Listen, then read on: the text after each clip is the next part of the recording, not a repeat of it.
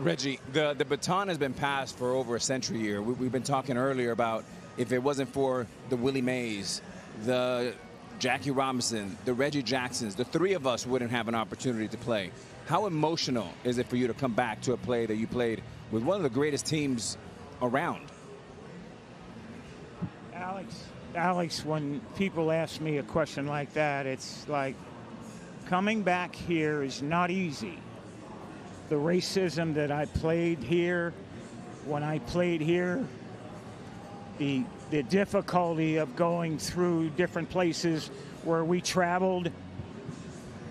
Fortunately, I had a manager and I had players on the team that helped me get through it.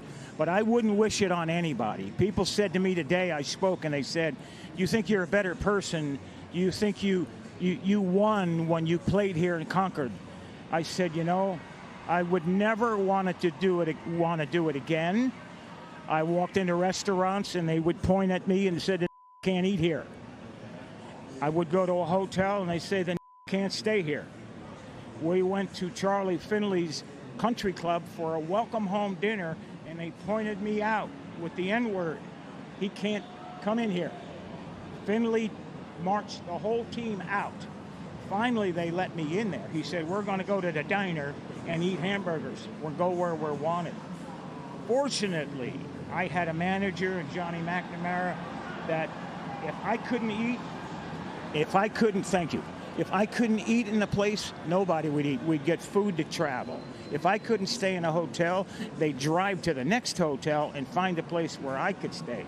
Had it not been for Raleigh Fingers, Johnny McNamara, Dave Duncan, Joe and Sharon Rudy, I slept on their couch 3-4 nights a week for about a month and a half.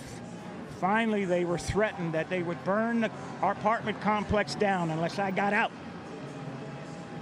I wouldn't wish it on anyone. The year I came here, Bull Connor was the sheriff the year before. And they took minor league baseball out of here because in 1963, the Klan murdered 4 black girls, children, in 11, 12, 14 years old at a church here and never got indicted. They were from the Klan. Life magazine did a story on them like they were being honored. I wouldn't wish it on anyone.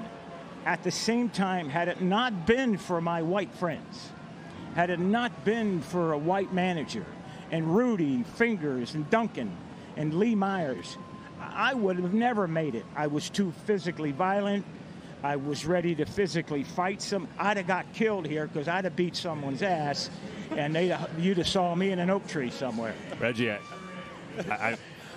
I can't even imagine. It's awful you had to go through that, but you know, appreciate you sharing the rawness and the honesty of it with our audience. I mean, really, we love you, Reg. Yeah, thank you. Quick history lesson right there. That's a great history lesson. You. Reggie Jackson telling us all about it, preaching. Wow, that's unbelievable. The great Reggie Jackson, the Hall of Famer, joining us here, and we've got more to do. When we return.